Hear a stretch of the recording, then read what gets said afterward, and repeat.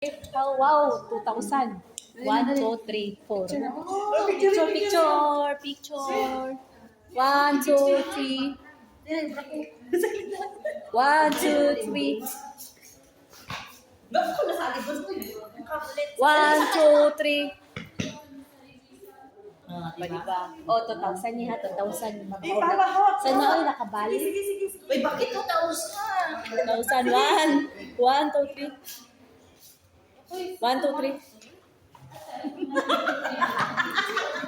Parang mga tao. Bali sila 2,000 guys. Wala, hindi pa ako nagbali. May utang pa ako. Tara na! Tara na! Ay, pero maganda ang stick pa. Pwede makasan? Pwede. Oo. Ganda, expandable. Ah? Spanish expandable. Sana! Kumuha pa ng ano? Hawak ko ang brief, hawak ko ang gabi. Sana all, may 2,000 sila! Sana all! Sa amin gamay lang kayo. Kami wala man kaming ganon. Diba matagal? Uy, pasok ka na! Oo, matagal. Kasi Nandiyo alas 10. balik pa kayo.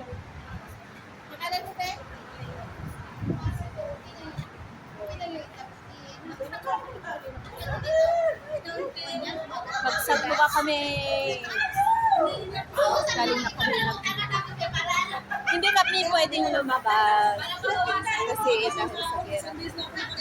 Hindi kami pwedeng dalhin ng amo namin sa ibang bansa. Pero pagtapos na daw ang gera, okay na. Kasi meron talaga mga amo. Dadalhin kami. Pero hindi kasi kami under sa kanila. Company kami. Kaya pag sinabi namin sa amang hindi pwede, wala silang magagawa kasi under company kami. Pag ayaw namin sumama. So, iyon. Tatawid na kami sa kalsada. Iba dito guys.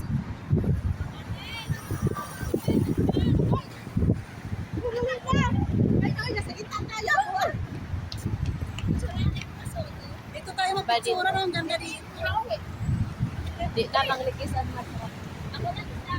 Agoy, ka-selfies mo naman. Ay! Nagtalog yan! Ang swerte ko rin ang damit ko na. Kasi merong ano kanina. Merong amo kanina. Pagkatapos ano, yung gusto niya kunin yung passport ng isang Ano yan, YouTube? kasama namin. Ano Player. yan? YouTube yan. Oo. Hindi man kayo nag-subscribe sa akin.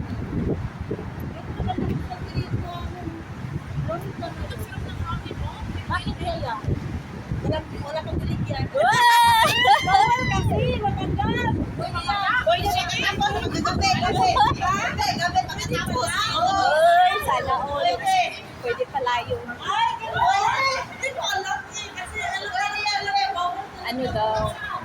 Gusto ko din passport. Kasama namin yung katulong nila. Kasi under company, syempre, hindi pumayag yung hindi pumayag yung opisina, hindi pumayag. Ay, yung opisina, pumayag na.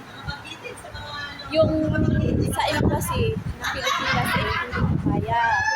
Kasi nga, nang dahil sa nangyari ngayon sa gera, hindi talaga pumayag. Yung opisina, pumayag sila at saka nag-send ng waiver yung madam na kung ano mangyari sa kanila yung cargo. Tapos yung din yung nani din is nag-sign ng waiver na hindi sa company yung cargo, kung hindi sa madam nila kasi dinala sila, di ba? Hindi pumapayag yung Philippine Embassy. Hindi pumapayag. Hindi, nag-monitor sila sa mga ngayon, sa mga OFW. Kaya hindi sila pumayag, walang lalabas. Hanggang kung dito ka lang sa Dubai ka lang, hindi pwedeng lumabas. Kasi, kasi mahirap na. Safe naman kami dito sa Dubai. Yung ibang country, hindi safe. So, yun lang, niliting kami kasi niliting kami kasi nga, yung nangyayari, gusto niya ibang isama yung maid dito sa kanila, itakas na. Oo. Eh, syempre, under monitoring pa kami sa embassy ng Pilipinas kaya hindi kami pwedeng ilakas. Yun lang. Thank you. Thank you sa embassy ng Pilipinas, DMW, Department of Migrant Worker na nag-ano sa amin, na nag-monitor sa amin dito mga OFW. Bili rin ako ng jeans na puti malagay. Thank you sa inyo sa iyong pag-alala sa amin. At yun lang. Maraming salamat. Bye!